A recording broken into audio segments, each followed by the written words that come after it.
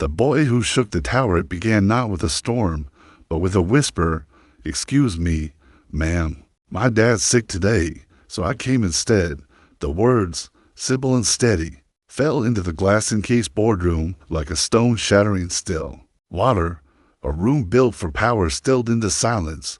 Claire Hawthorne, CEO of a multinational empire, froze mid-sentence. The words on her tablet blinked unfinished.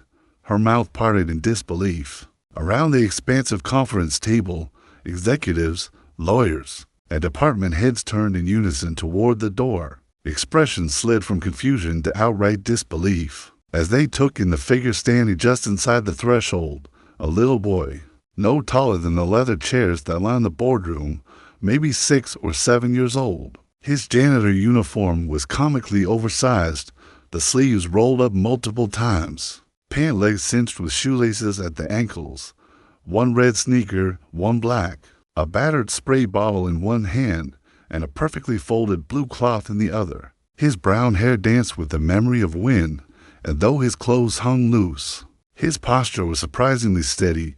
"My name is Max," he said with the kind of careful formality only a child trying very hard to be grown up could. "Muster, my dad is Jack Dalton. He cleans your offices every morning, but he's sick, fever, no voice. He said if he missed work, he might get fired, so I came instead." The silence that followed was sharp and frigid. Claire stared. Was this a prank, a setup? Yet something in the boy's eyes, clear, unwavering, honest, cut through the corporate cynicism like a beam of morning sun. He wasn't playing the game. Claire, the head of legal, murmured. She didn't look away from the boy. "Sit down," she said softly, more to the room than the child. Max took a hesitant step forward. His sneakers squeaked faintly. "I brought my own cloth," he offered, lifting a microfiber rag as if it were his credentials. "I know where to start. My dad always says to clean the CEO's desk first, because the biggest things should shine the most." A chuckle rose from the back of the room. Claire's eyes snapped to the offender with such ice that it froze halfway. She rose from her chair, heels clicking like punctuation marks as she approached him. "Max, is it?" He nodded. "How did you get up here?" "I used the elevator," he replied plainly. "I know the buttons. Sometimes I wait for Dad to finish work. The guard, Mr. Raoul, knows me. He said, 'Be good,' and I was there." Was no pride in his tone, just a quiet, practiced truthfulness. Claire studied him. This kind of calm didn't belong in children, not unless life had demanded it of them early. "Does your father know you're here?" Max hesitated. "He was sleeping when I left. I left a note. I didn't want him to get in trouble. I used my own quarters to ride the bus." "You took the city bus," Claire repeated, startled. "Yes, ma'am. I wore this uniform so people would think I belong." HR leaned toward Claire. "Should we call security?" Claire raised a hand. "We'll handle it." Her gaze never wavered. Then she did something she hadn't done in years. She crouched to meet a child at eye level. "What made you think this was okay?" Max furrowed his brows, repeating something he clearly held close. "Because it was right. Daddy says we take responsibility for our people, even if it's hard, even if no one claps." The words hit her with unexpected force. Claire stood slowly. "Follow me."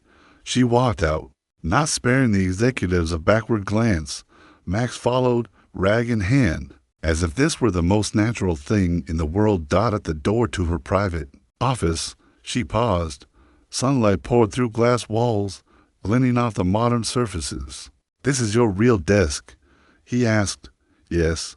"Then I should start here, without waiting for permission." He walked in and scanned the pristine surface. Like a professional, he sprayed a bit of liquid into his palm, and began wiping in small, deliberate circles. "This desk doesn't need cleaning," Claire remarked. He didn't look up. "That's what most people think. But fingerprints show up in the light." She turned and noticed, for the first time, faint smudges from her morning coffee. She hadn't seen them, but he had. "Why does your father clean offices?" she asked, the question surprising her as much as him. "Because it's honest work. Max said, "It helps me get cereal and school shoes and lights and bedtime." "Stories?" Claire fell silent. Max looked up. "Do you read bedtime stories?" The question carved a sudden hollowness inside her. "No," she replied, too sharply. "I don't have children." Max tilted his head. "That's okay. Not everyone's good at stories." She nearly laughed, but it caught in her throat. Then her intercom buzzed. "Miss Hawthorne, Media's Online 3. They're asking about the child in the building." Claire pressed the button. No statement. "Cancel my morning meetings. All of them, Mom." "Yes, all." Max, meanwhile, had moved to the edge of the desk. His elbow brushed her water glass. It tipped. Crashed. Water raced toward her contracts. Max froze. "I didn't mean to. Please, please don't fire my dad.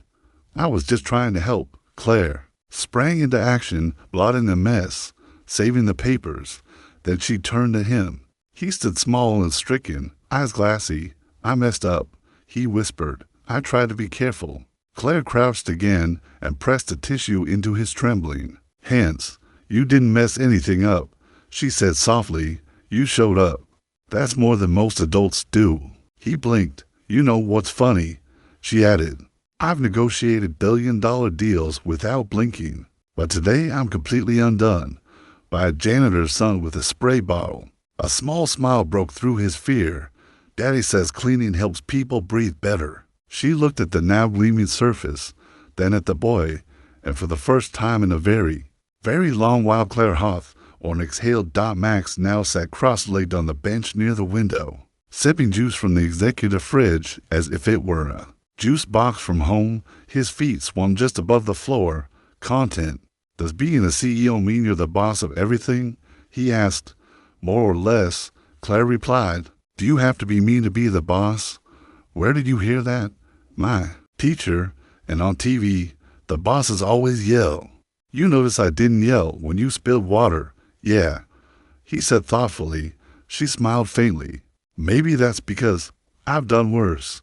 "Did you ever spill something big?" "Oh, yes. Once I dumped champagne on a hedge fund partner at a fundraiser." "Did he fire you?" "No, but he never looked at me the same." Max nodded slowly, digesting that. "My dad says people show their real heart when they have the power to hurt you and choose not to." Claire leaned back. That one landed. "Your dad," she murmured, "has a lot of thoughts worth quoting. He reads library books. Sometimes we read them while he cleans. He says knowledge is for everybody, not just rich people." A breath escaped her, somewhere between a laugh and a sigh. His honesty disarmed her in ways 1,000 board meetings never could. "What will your dad think about you coming here?" "I left him a note. He'll be worried mad, not angry mad. And your mom." He looked down at his mismatched shoes. "She died, giving birth to me." The silence that followed was heavier than grief. It was respect. "I'm sorry," Claire said. Softly, Max nodded. "Daddy says I was her last brave thing. That did it." 12 years ago, Claire had walked out of a clinic with a heart sealed shut. It wasn't that she hadn't wanted the child, but no one else did. Not the man, not the board, not the world. The price of motherhood was silence, and she'd paid it. But here, now, was a boy reminding her of everything she had traded away and why. Her assistant buzzed again. "There's speculation online. They're calling him the janitor's son who shook the tower." Claire said nothing. She watched Max carefully place his juice box in the bin like it was a gift. "Do you want me to go home now?" he asked. She hesitated. "Does your dad know which hospital to go to? We can't always afford it. Sometimes he just sleeps it off." Claire opened her drawer, pulled out a card, scribbled a name. "This is a clinic near Midtown. Tell them I sent you. They'll take care of him. No bill." Max held the card like it was gold. "Why are you being nice?" "Because someone once told me kindness isn't a strategy. It's a choice." Max beamed. "My dad would say that." She knelt again. "Your dad raised you well. You're brave, Max. You didn't just show up. You stood up." He tilted his head. "What does that mean?" "It means you did the right thing, even though it was hard. He looked at her like the words truly mattered. "Let me call you a ride," she offered. "I still got quarters. I'll take the bus." She handed him a $20 anyway. Buy a sandwich too. He folded it like a sacred note. At the door, he turned back. "If my dad gets fired, can I come every Monday?" Claire smiled, something warm and unfamiliar blooming in her chest. "We'll talk about that." And as Max disappeared down the hallway, Claire Hawthorne, CEO, titan of industry, untouchable queen of steel and glass, sat down in her chair. Her heart, somehow, felt both heavier and lighter than it had in years. The day Hope walked in, she didn't know it yet, but her world had shifted, not because she stepped through some grand, metaphorical door, but because someone quiet and determined had stepped into hers. The alarm buzzed uselessly, its faint trill no match for the sound of shallow, labored breaths echoing through the small, dim apartment in the Bronx. Jack Dalton lay slumped on a narrow mattress, one arm thrown across his eyes as though trying to shut out the world. His chest rose in painful, uneven intervals, each breath a battle against the weight in his lungs. The gray light of a winter morning seeped through cracked blinds, painting the walls in shades of exhaustion. The air hung heavy. No pots clanged. No cartoons murmured from a corner. No small voice sang out a made-up tune. Only the wheeze of an old radiator and Jack's broken breathing filled the silence. On the pillow beside him sat a note, block letters written with intent, pressed hard. With a child's hand. "Dad, I'm going to clean your building so you don't lose your job. I took quarters in your blue spray. I promise to be respectful. Love, Max." He'd read it 3 times before fever dragged him under again. His last coherent thought had been reaching for his phone. Dead, of course. No charger. No Max. And now, hours later, the guilt burned hotter than the fever in his blood. He groaned and sat up, breath catching like a misfired engine. Every movement sent sparks of pain through his joints. But still, he stood, legs trembling beneath the weight of illness and worry, staggering to the kitchen. He gripped the counter until the spinning slow dot by the sink sat a photo frame, slightly smudged. A younger Jack, full of ambition and sunlit charm, smiling beside a woman with a constellation of curls and hands resting on her round belly. Her name was Sarah. Jack picked up the frame with trembling fingers. "Max went to clean your building," he whispered. "Can you believe that, babe?" He gave a small, bitter smile. "He's braver than me, and a whole lot more stubborn." The glass of water hurt to drink, but he finished it. He always finished the things that mattered. Jack Dalton hadn't always called this crumbling apartment home. Once, his name belonged in rooms with marble floors and biometric locks. He'd been Jack Dalton, algorithmic lead at Kintex Systems, a pioneer in neural coding, a mind behind machines that predicted nuclear threats faster than satellites. At 27, he spoke at MIT, consulted for DARPA, was offered a corner office in a building he couldn't afford to park outside. But that was before the AI he helped design made a fatal miscalculation in a hospital ICU, before a pregnant woman coded on a surgical table because a cold, unfeeling protocol marked her vitals as low priority. Before Jack realized he had written that line of logic, the woman who died wasn't Sarah, but she could have been, and that was enough to dismantle everything he was. He walked away from code, from acclaim, from Kintech. With Max still in diapers, he disappeared off the map, reprogrammed his life, and found new work wiping floors in buildings he once held. Designed out by noon, fever still clinging to his bones, he took the subway to Midtown. The train rattled against his skull like regret. When he stepped out into the cold shadow of Astralis Tower, it felt like approaching a monument to someone he used to be. The building stretched into the clouds, glass and steel and everything. He'd given up.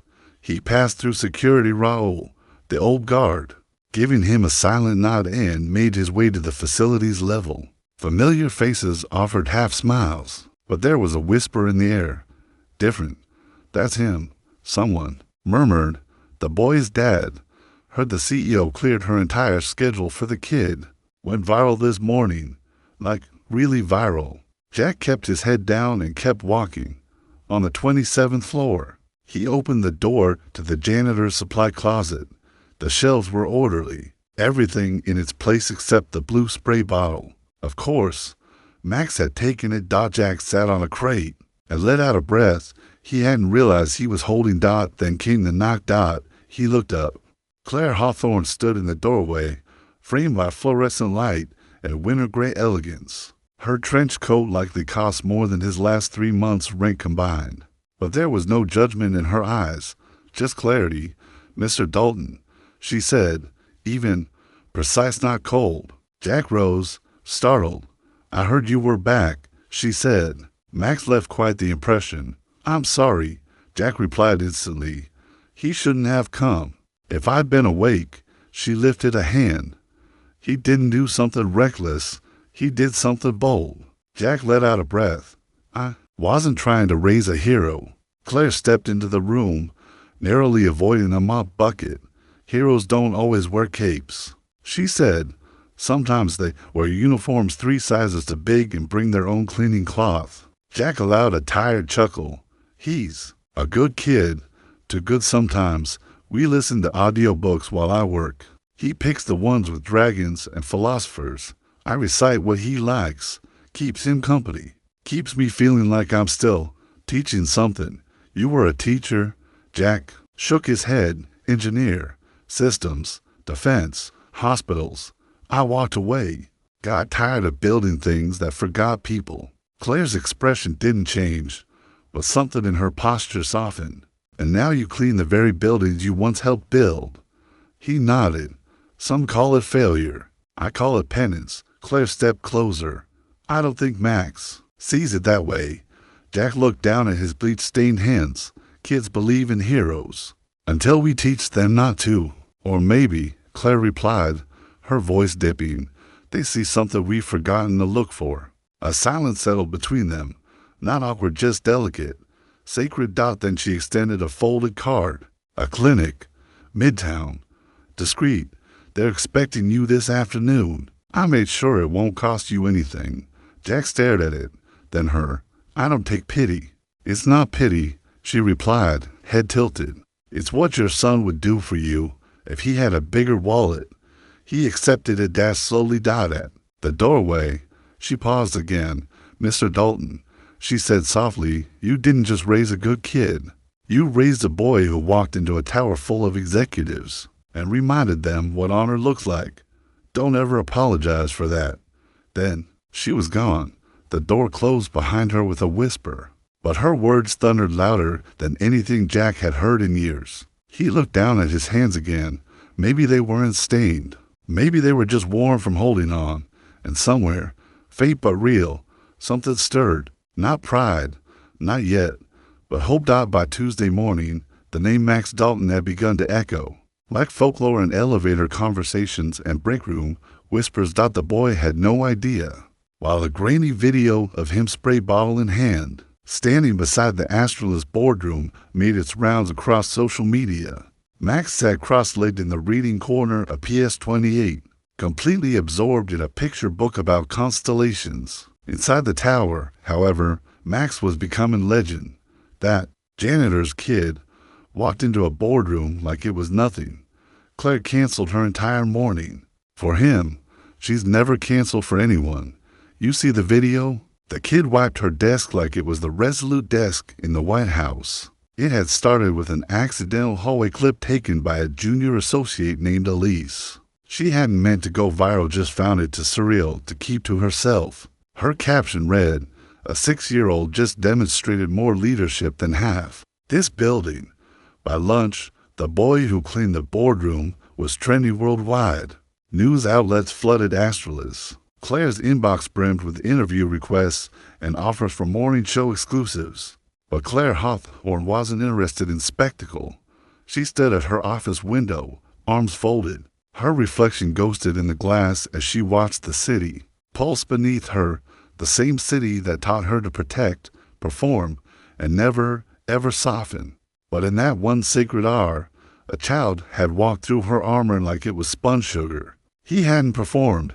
He'd been sincere, and sincerity was something she hadn't seen in years. Down in the facility's break room, Jack was nursing his second bottle of electrolytes and trying to eat a sandwich. Under the quiet weight of too many glances, no one said anything directly, but they looked softly, curiously, reverently. Finally, it was Ray, the night janitor, who broke the silence. "You raised that boy to be something." Jack looked up. "He's 6. Ray smiled. "So was Dr. King. So was our BG. Starts early." "I didn't raise him to walk into boardrooms," Jack muttered. "No," Ray said. "You raised him to think he could." Later, in the media suite, Claire met with her VP of Communications, Renee. "They want you on GMA," Renee said, tapping her iPad. "Today's show's circling. Times wants a corporate compassion op-ed." Claire raised a brow. "Because I didn't throw a child out of my office?" "Because you were human," Renee replied. "And honestly, your reputation could use a little softening. I'm not putting the janitor's son on a leash for PR." "Then don't," Renee said. "But don't ignore what it meant to you." Claire said nothing. Her eyes drifted to the tissue box Max had used to clean her desk. She hadn't moved it since that evening. Claire rode the service elevator down to the sublevels floors she hadn't seen since the building opened 5 years ago. The hallway buzzed with fluorescent hums and the smell of bleach.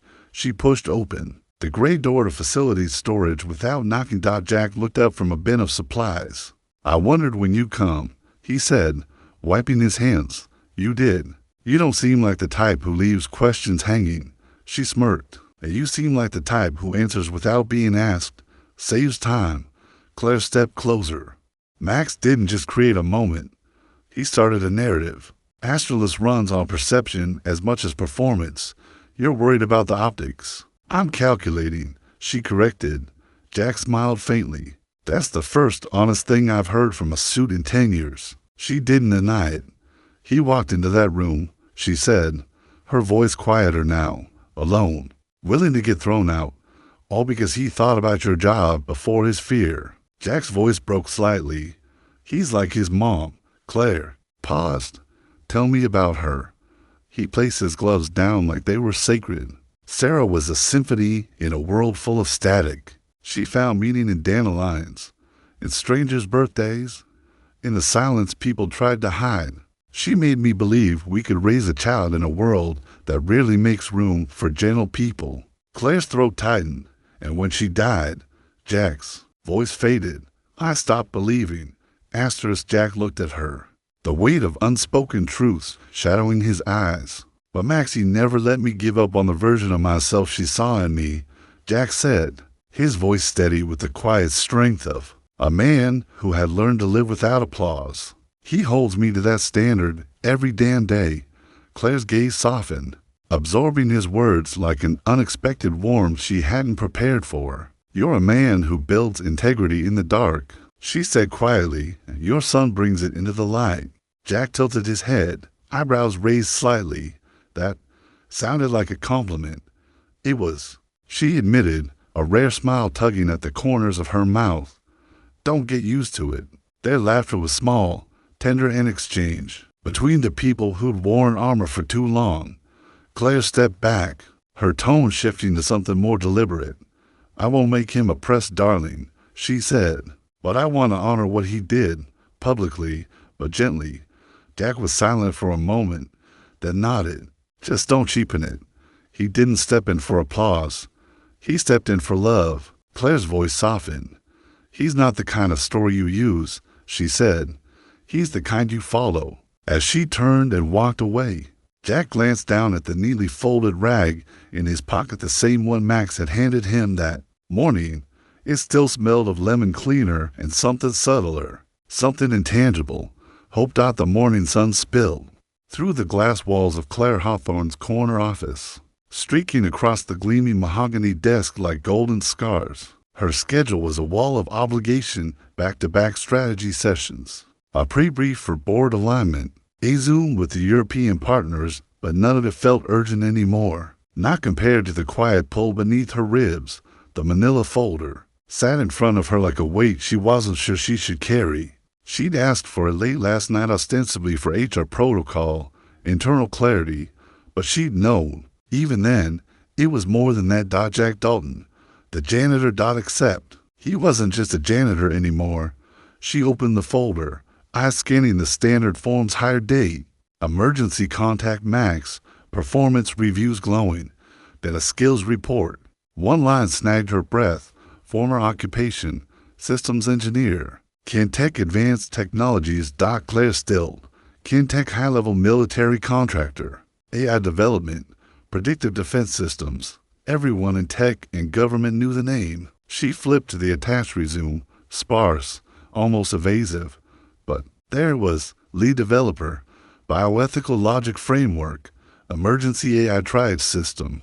Claire's pulse stilled. That system. The one flagged in a Senate hearing 6 years ago after a woman in an IQ coded, and the AI, calculating in silence, labeled her vitals low priority and diverted resources elsewhere. She died, and Jack, he vanished out by noon. Claire's world blurred.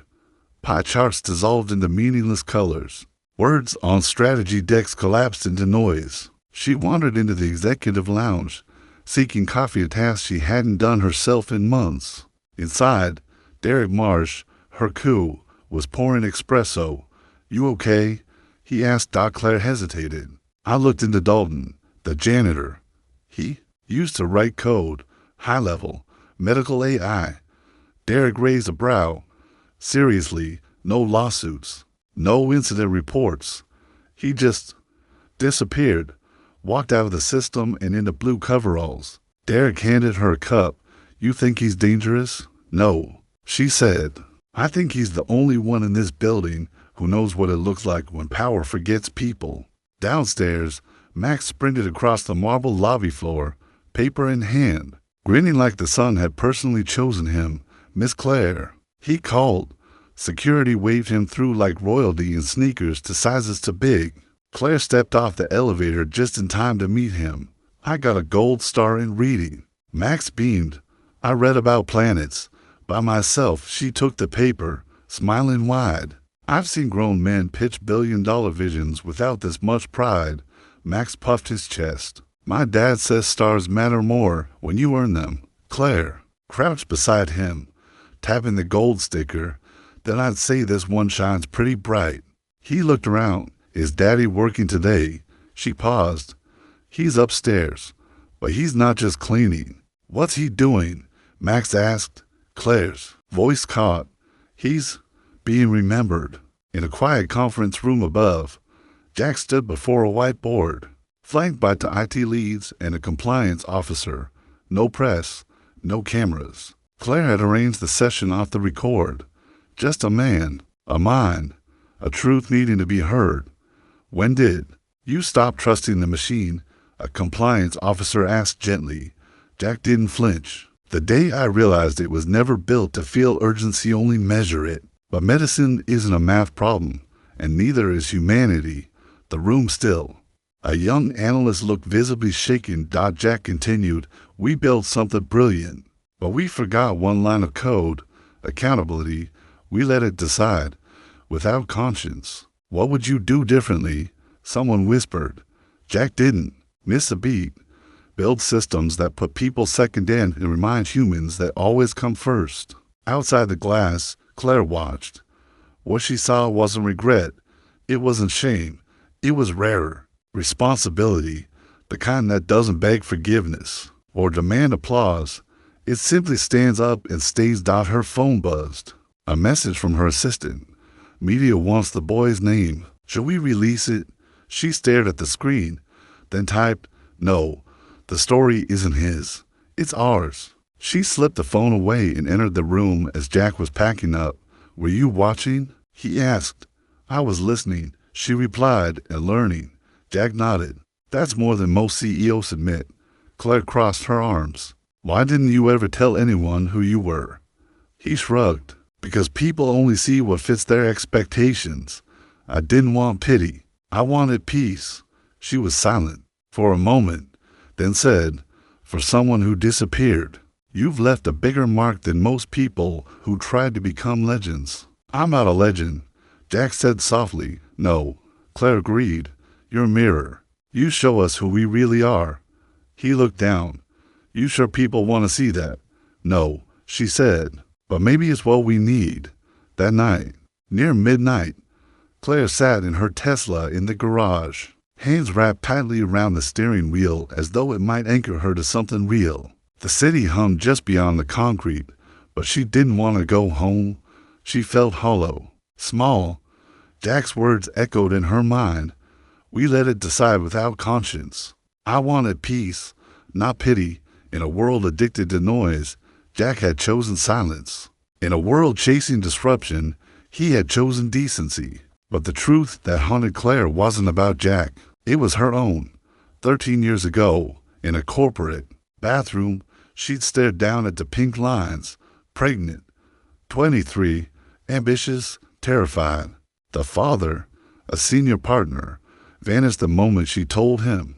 Her mother said, "Fix it. Don't look back." She didn't cry.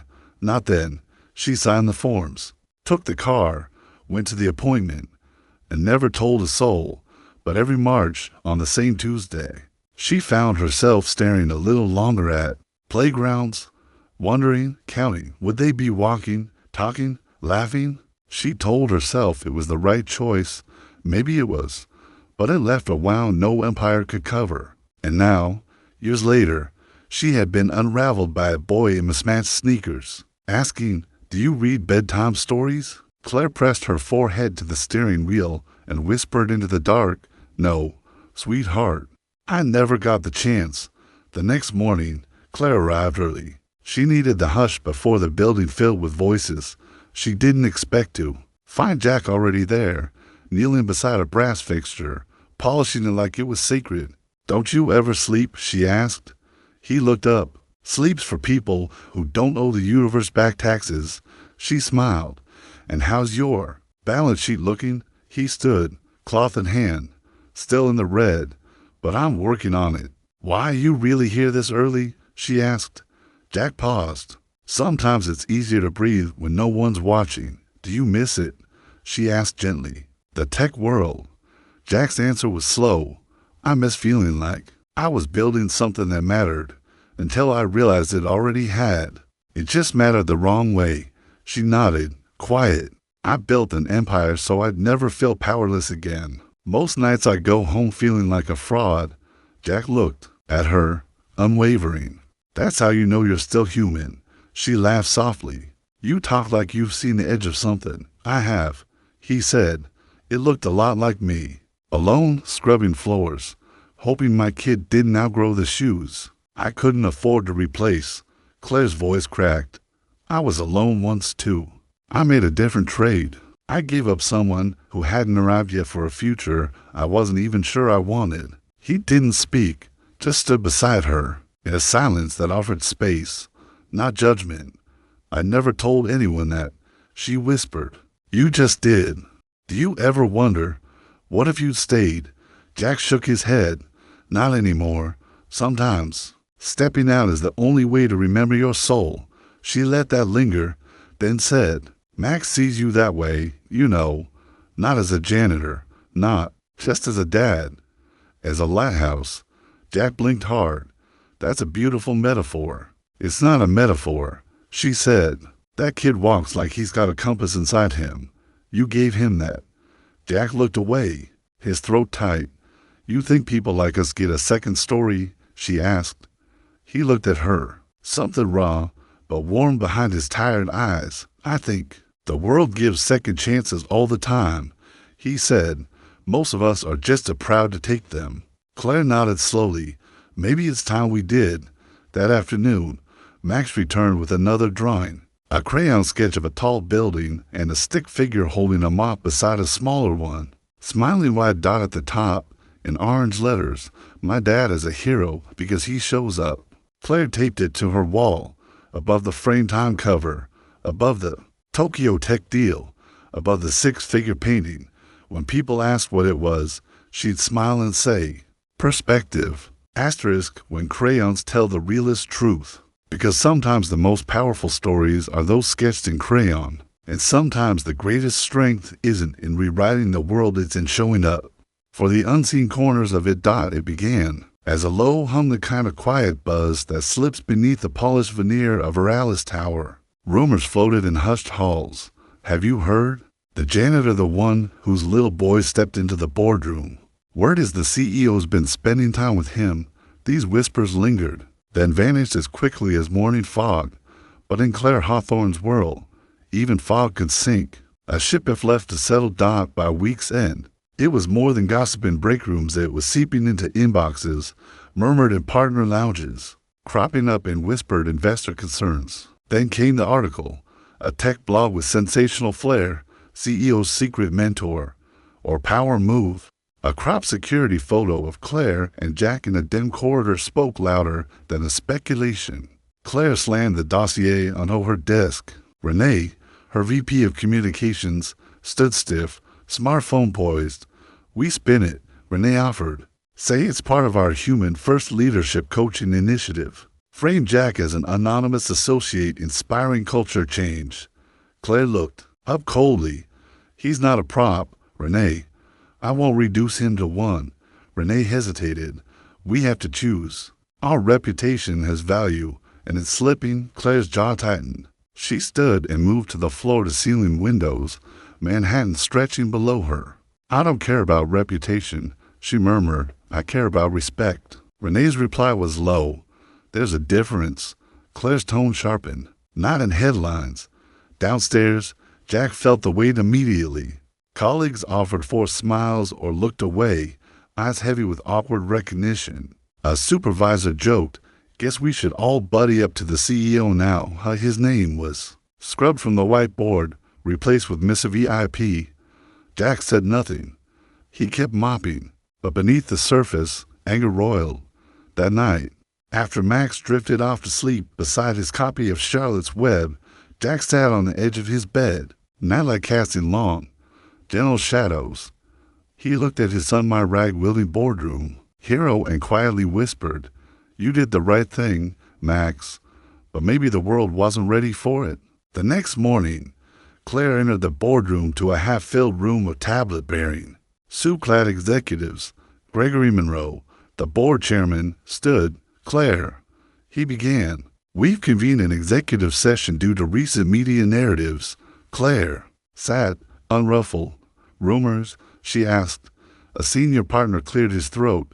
Perception is reality.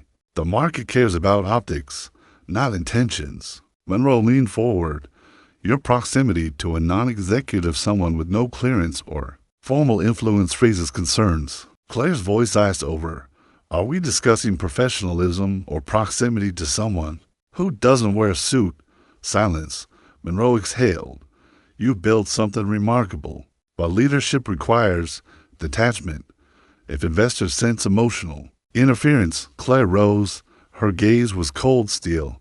Let me be clear, she said, voice steady as a gavel stroke. If Jack Dalton is disrespected because of his title or his relationship to me, I will be the first to walk out.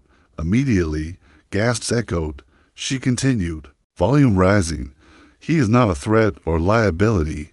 He is a man who shows up without fanfare or ego. If that unsettles you more than polished executives covering failures with glossy decks, the problem isn't him, it's you. A hush. Then, and one more thing, he didn't ask for any of this. I'm the one who paused my calendar for a boy with more courage than most CEOs. I'd do it again. Monroe's face flushed. But you're risking everything. Claire shook her head. I'm restoring something. Integrity. Ever heard of it? With that, she walked out. Later, Jack was gathering his cart in the supply closet. When Claire entered, finishing up, he offered. She shook her head. Not here for work. He turned. I know, she replied. I soft. I'm here because he wiped his palms. I didn't want to be the reason you lost anything. She stepped closer. Jack, you're not a reason, you're a reminder that our world still has room for people who don't measure worth by titles. He exhaled, voice low. You stood up for me. You stood up first. Claire smiled close-lipped. The day your son learned to wear on her like a second skin. Jack paused. So what now? She answered. Calm. Now we let rumors fade. And if they don't, we build something louder. Down the hallway, a cleaning intern overheard. She smiled, because this was no longer a whisper, it was a story, and when truth is that bold, it carries itself. Then came the letter, tucked between bills and a science fair flyer, sealed in plain white. Jack opened it one-handed while simmering soup, legal documents, a petition for paternal rights, Daniel Carter v. Jack Dalton. Jack froze. Daniel Carter, it had been 7 years since he'd heard that name. Later, Jack stood in Claire's office doorway, envelope in hand. "Tell me," she prompted. He handed it over. Claire scanned it, stealing her features. "Who is Daniel Carter?" Jack swallowed. "Max's biological grandfather, Sarah's father." Claire looked sharply puzzled. She told him she was keeping the baby. He said I was beneath them. He never reached out. He's never looked back. And now he wants rights. Claire clenched her jaw. Does Max know he exists? No. Jack shook his head. And I won't let him. Claire folded the letter. Then we fight. The courtroom was hushed formality. Jack sat beside Angela Von Top, family law counsel Claire had summoned. Daniel Carter appeared polished, smirking like he owned the room. He didn't meet Jack's eyes. The judge appeared. Trial began. Carter's attorney painted him as a concerned grandfather. Mr. Carter was unaware of his grandson's situation. Jack burned inside at their thin insinuations. Claire sat stiff in the gallery. Angela rose, composed. "Your Honor, Mr. Carter knew. He advised termination. When Sarah refused, he abandoned her. Mr. Dalton raised Max alone for every night of stories, every packed lunch, every moment of unwavering love." She paused. "What Mr. Carter seeks is control, not connection." She turned to Jack. "Could you describe your relationship with your son?" Jack rose. "He knows he's safe, that he's loved every single day." Angela nodded, then asked, "What does Max call you?" Jack's voice cracked. "He calls me Dad. He calls me home." Daniel Carter took the stand, charming and rehearsed. "I want to be part of his life. He deserves stability, a name." Angela approached with calm authority. "Mr. Carter is the man who's raised this boy for 6 years, not enough." Daniel hesitated. "I'm saying the boy could do better." "Better?" Angela asked. "Or maybe you want it better." No answer. She turned to the judge. "Parenting isn't status, it's sacrifice. No one has sacrificed more than Jack Dalton." 2 sleepless nights later, the judge entered, voice solemn. "No grounds to change custody. Mr. Dalton remains sole guardian." The courtroom inhaled. Jack's breath left him all at once. Angela's hand rested on his shoulder. In the gallery, Claire rose, her eyes shining with pride. Daniel Carter left silent, empty-handed. Outside, Claire found Jack. "We did it." Jack shook his head. "We did." They watched Max descend the courthouse steps, hand in Angela's. He looked just the same, oblivious to the storm they'd weathered. "He doesn't know why we went to court." Claire considered that. "Well, you tell him one day." Jack lifted his chin. "Yes," he said softly, "but not today." Claire started at his side, determination in her eyes, because some stories you don't explain. You live them, and the truest ones you let unfold. Crayon by Raw Crimson Crayon. The courthouse steps have felt the echo of countless heartbreaks, custody battles, broken promises. Families torn and testimonies strained under fluorescent lights. But that afternoon, they bore witness to something different, a quiet resurrection. Not of a case won or a verdict delivered, but of something harder to come by. Dignity reclaimed.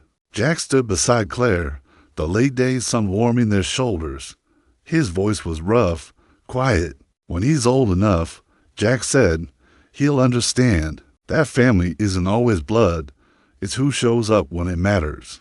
Who stays when they don't have to." Claire's expression softened, her gaze lingering. "You're the kind of man I didn't know I needed to meet." Jack blinked, startled by her sincerity. "You stood by me," he said. "Most people would have walked." She held his gaze, unwavering. "Most people haven't spent their whole lives waiting to be seen." And in that unspoken truth on weathered concrete steps they stood in. The stillness of something restored. Not justice, not triumph, but something deeper. A hand held tight in a father's grip. The kind of truth you don't inherit, you earn it. One scar at a time. 3 floors above, in a room made of glass and pressure, Claire Hawthorne prepared for battle. The boardroom glimmered cold and clinical old screens projected stock graphs. On 10-foot walls, suits lined the long table, eyes sharp, expression sharper. No one sipped coffee, no one smiled. This was the meeting, the vote. Whether Claire would remain CEO of Rails. She sat at the head of the table, composed but electric. She didn't need to speak to command attention. Her presence filled the space. Like the crackle before a storm. Gregory Monroe rose. Ever the diplomat. This isn't personal. He began the phrase people, always used when something absolutely was. The issue is stability. He continued. The narrative surrounding your involvement with an employee, the media, the investors. We need to respond. He gestured to the tablets at each seat. The vote is confidential, but the outcome will define this company's future. Claire stood, slowly, calmly, every head turned toward her.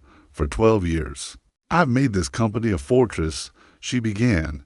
I've secured billion-dollar contracts, steered us through a pandemic without a single layoff, outpaced competitors, twice our size. She paused. But that's not what you're questioning, is it? Silence stretched. What you're really asking is, can I still lead after being human? After seeing a janitor not as background, but as someone who matters? After being changed by a boy who came here with nothing but courage and a cleaning rag, standing in for his father? She let that settle. Heavy. You want to know if I've changed? I have. Another silence. Tighter now. I remembered something. Something we lose when we chase margins over meaning. Real leadership doesn't fear humility. It requires it. She stepped back. If that makes me unfit, vote me out. But know this, if your measure of success is who gets a seat at your table, then this company is already poorer for every worker we've failed to see. She sat. The room held its breath. Begin the vote, Monroe said. One by one, fingers tapped screens. Downstairs, Jack was wiping fingerprints from an elevator panel when a young man in a crisp suit approached. Mr. Dalton. Jack turned.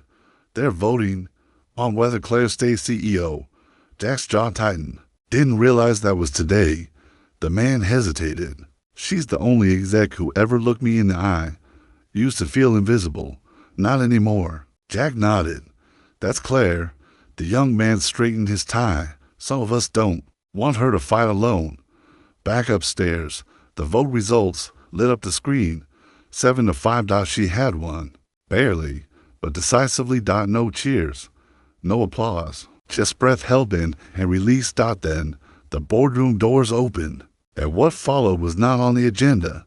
A quiet procession filed in. Custodians, receptionists, mailroom clerks, nervous smiles, worn uniforms. Jack led them, Max beside him, in a button-up beside the big dog. Claire stared, stunned. What is this? Jack's voice was steady. I didn't come here to speak, but Max insisted. The boy held up a sheet of paper. Claire read it. A company isn't great because it makes money. It's great when it makes people matter. Jack added. He wrote that after the trial. Said it should hang in every hallway. Eyes welled. Someone chuckled softly. Another wiped a tear. Jack turned to Monroe. I didn't ask to be part of your world, but I won't apologize for reminding you it's not just your world. Then, to Claire, and I'll never apologize for respecting someone who chooses courage over comfort. He took Max's hand. They left as quietly as they'd come, but the silence that followed was seismic. The vote had kept her CEO, but that moment made her a leader. A leader not of systems, but of people. And in a space where power is currency. Claire Hawthorne earned something priceless. Respect. 3 months later, Rails Tower still gleamed. The floors were still polished. The coffee still overpriced. But something had shifted, not in branding, but in breadth. Departments talked. Executives nodded to janitors. Interns had seats at brainstorms. The executive-only sign above the top-floor coffee bar had been replaced with a hand-lettered placard, "Welcome in." And somewhere in the forgotten corner of the building, where an unused mailroom once gathered dust, a quiet revolution was beginning. Claire stood beside Jack, inspecting half-painted walls and broken lights. "Not exactly Silicon Valley chic," she joked. Jack grinned. "It's not a startup. It's a rebuild." "You're really ready?" Claire asked. Jack nodded. "You said you wanted to build something for the ones who keep the wheels turning." She smiled. "What do we call it?" Jack pulled a wrinkled sticky note from his pocket. In Max's crooked handwriting, clear line. Below it, a tagline, because clean means honest. Claire's eyes softened. "He really is your son." Jack smirked. "Yours now too, apparently." She didn't flinch, but something in her chest fluttered. Clearline launched without press releases. No TED Talks, no gala unveilings, just desks, determination, and a mission: build systems that remember the people who use them. Jack's vision was radical in its simplicity: software designed by the people who did the work. Night shift nurses, custodians, line cooks, guards, people who knew what it felt like to be last in line and first forgotten. One morning, Claire found Jack sketching on the whiteboard. "You look like you're hacking a satellite," she teased. Jack didn't glance up. "Used to. This is harder." Claire sat beside him. 5 companies want demos already. I want it to be clear," Jack said. "Something even my dad could use after a double shift." Claire studied him. "You could have had a VC firm, built your own empire." "I don't believe in empires anymore," he said, "but I believe in repair." That afternoon, Max arrived with a crayon drawing local version to .0, a straight line under a smiling face. Claire crouched beside him. "What's it mean?" Max shrugged. "Just what it felt like walking into a room where no one's better than anyone else. Just clear." Claire blinked. "That might be the best pitch I've ever heard." When the app launched, its features were quiet but transformative. A digital checklist shared transparently across departments, time off requests routed with dignity, and a tool called Human Trace, an anonymous space for workers to say when they felt unseen. Within a month, the Fortune 100 companies signed on. But the line that mattered most came in the mail from a janitor in Chicago. For the first time, the system talked with me, not at me. Claire forwarded it to Jack. "You didn't build software," she wrote. "You built dignity." One night, with Max asleep on a beanbag near the printer, Claire and Jack sat quietly at the back of the office, the lights low, the air humming with purpose. Claire turned to him. "You ever think about how unlikely this was?" "You mean us?" Jack said, half smiling. "No," she said softly. "I mean a janitor's closet becoming the launch pad of a company." He chuckled. "Same difference." She looked at him. "You said you stopped believing in systems. Why trust this one?" Jack looked down at Max, then back to Claire. "Because this one remembers people." Jack's voice, low and steady, carried the quiet power of a man who lived through collapse and chose to build from the soil rather than the sky. "This time," he said softly, "we're not building from the top down. We're starting from the ground." Claire's nod wasn't just agreement, it was reverence. Not for Jack's words, but for what they represented, a truth she finally recognized. Her gaze lingered on him, eyes shimmering not with admiration, but with deep, soulful understanding. "We still don't have titles," she whispered, more observation than concern. Jack leaned back, a faint smile playing on his lips. "I don't need one." Her eyes didn't leave him. "Then what do you need?" Jack turned toward Max, peacefully asleep, lips curled into a soft smile, and then back to her. "A reason to keep showing up," he said, "and someone to show up for." Claire didn't speak, but in the silence that settled between them, something unspoken bloomed into existence. Something whole, something enduring. Clearline never made headlines. It didn't trend, didn't explode into an IPO, but it did something more sacred. It made people feel seen. And in a world obsessed with power suits and prestige, that small revolution was enough. 6 months passed. The door clicked open with quiet familiarity. Jack entered, balancing Max's Star Wars lunchbox in one hand and a weathered gray messenger bag in the other. His shirt was misbuttoned again and the old scuff on his shoe hadn't been polished away. It wasn't neglect. It was history worn with pride that the space inside wasn't polished marble or ego-driven design. No plaques, no status symbols, just a long wooden table circled by people designers, coders, janitors, receptionists, and advisors deep in discussion. Their voices colliding in passionate disagreement and laughter. It was messy, human, beautiful. A gold plate shimmered on the glass. Gabriel Cole, Strategic Culture Liaison. Merrick Global X, clear line. His real name. The first time Jack had seen it engraved in anything permanent in years. Inside, Max sat curled in the corner beside Lucy, the daughter of a former warehouse foreman. They were trading stickers, scribbling French vocabulary and giggling with the kind of unfiltered joy adults forget to chase. Claire caught his eye across the room. Gone were the corporate heels and blazer. Today, she wore jeans, a soft cardigan, a pen tucked behind her ear, and a streak of blue paint smudged across one wrist from earlier art with the kids. She walked toward him with a mock frown. "You're late," she teased. Jack grinned. The vending machine unionized. She arched a brow. Max insisted on leaving a thank you note for the maintenance guy. Jack explained. Said exact quote, "No one ever thanks the soda machine man, and he's part of the system too." Claire laughed a sound that warmed the entire room. "We should just admit your son's running this company." Jack leaned in slightly. "Honestly, he's doing a better job than half the executives I've worked for." They stood in silence, gentle, familiar, the kind of silence that once brimmed with tension but now cradled only tenderness. She looked at him more seriously. "You ever regret it, saying yes to all this?" Jack's eyes swept across the room, at Max helping Lucy sound out bonjour, at the janitor drawing on a whiteboard while a former VP scribbled notes like an eager intern. "No," he said, voice soft but firm, "because for the first time, I'm not fixing someone else's disaster. I'm building something clean, from the start." "It's still messy though," Claire said. "Sure." He smiled. "But it's our mess." She tilted her head, amused. "That almost sounded romantic." Jack chuckled. "I'm trying. Took me 20 years to practice." No grand declarations followed, just presence, just them. She reached out and gently touched his hand. "I know we didn't plan this. Whatever this is." Jack looked at their intertwined hands, then into her eyes. "I think we earned it anyway." Later that evening, the apartment hummed with soft jazz and vanilla.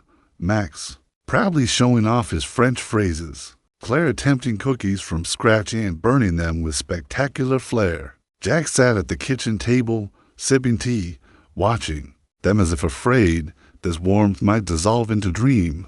Children's drawings clung to the walls beside framed prints. A vase of sunflowers held stubborn court on the windowsill. The air smelled of overbaked sugar and something rarer belonging. Claire presented the tray with mock drama. Cream-bleed discs of disappointment.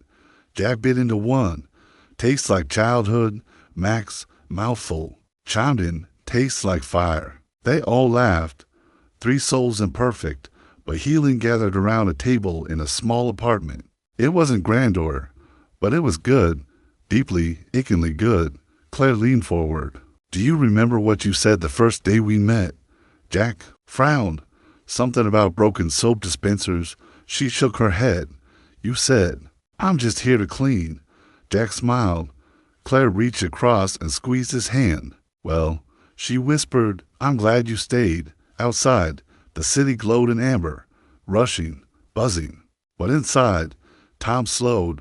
No job titles, no networks, no algorithm-driven ambition. Just three people, a table, and something greater than. Legacy of family. Claire raised her mug to the rooms that don't care where you started. Jack clinked his cup, only where you choose to show up next, and Max, with the innocent authority only children possess, lifted his juice box. "Hot to the cleanest name I know, Dad's." And in that soft, unscripted hush, there were no headlines, no applause, just truth. Sometimes, those who were asked to mop the floor end up cleansing the very name of the place itself. And when that happens, love enters, dignity follows, and the story becomes whole. All it takes is one act of kindness, one soul being seen, to change not just a life, but an entire legacy.